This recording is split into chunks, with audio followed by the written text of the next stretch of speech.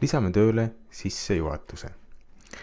Sissejuhatuse lisamiseks lähme teisele lehele, kus enne esimest töö põhiosa, mis asub enne esimest töö põhiosa peatükki.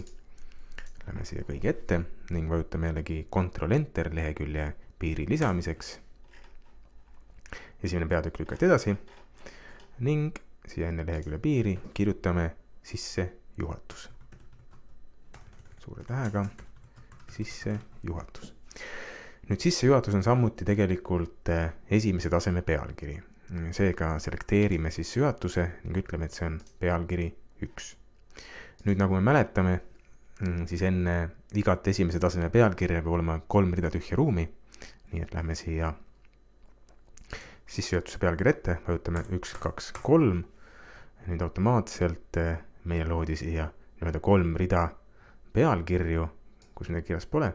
Selekteerime need 3 rida ning ütleme, et need on tegelikult normaaltekstid. 3 rida tühja ruumi, nagu näeme, numbrid läksid jälle korrektseks tagasi, 1 ja 2, aga sissejuhatust lisaks mõndadele teistele peatükkidele ei nummerdata.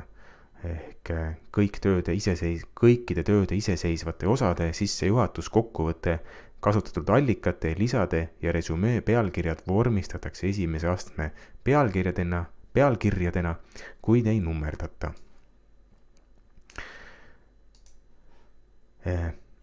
Ehk siis lähme tagasi siia sissejuhatus ette ning vajutame backspace'i ja kustutame selle numbri lihtsalt eest ära.